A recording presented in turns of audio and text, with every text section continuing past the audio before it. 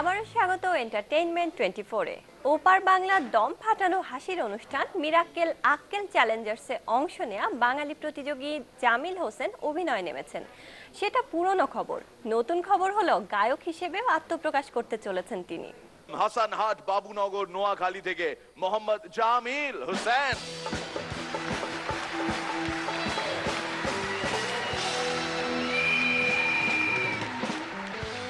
আচ্ছা বলেন তো, এই যে পার্কের ঝোপঝাপ আর আমাদের রনিদা, দুইটার মধ্যে মিল কোথায়? দুইটারই গোড়ায় গন্ডগোল। মিরাক্কেল আক্কেল চ্যালেঞ্জার্সের কল্যাণে সিলেটের ছেলে জামিল হোসেন এখন রীতিমতো সেলিব্রিটি। এই রিয়েলিটি শো বাড়ি দিয়েছে তার আত্মবিশ্বাস।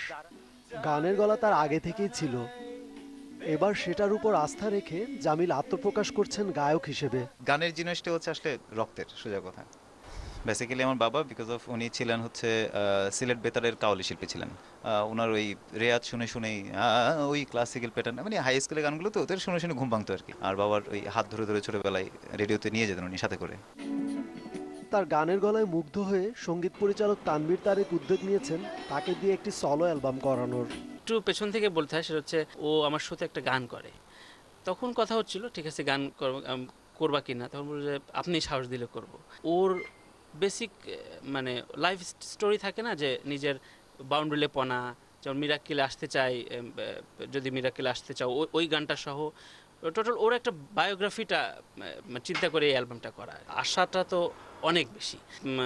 দর্শকরা বা জামিলের শ্রোতারা একটা অন্য জামিলকে পাবে।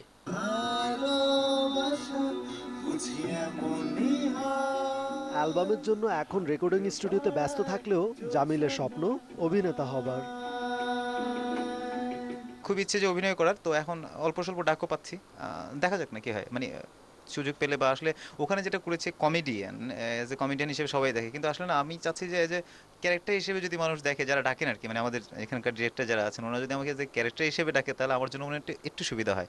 দুই বাংলার সাড়া জাগানো এই কমেডি তারকা গান আর অভিনয়ের জগতেও যদি সাড়া ফেলতে পারেন, তবে সেটাই হবে আরেকটি মিরাকেল। ও বিধিরে ডাকি তোরে, মন জানে না প্রেম কারে কয়, চাওয়া শুধু তোর অন্তরে বেঁধে রাখিস। রেজওয়ানুল হক, চ্যানেল 24।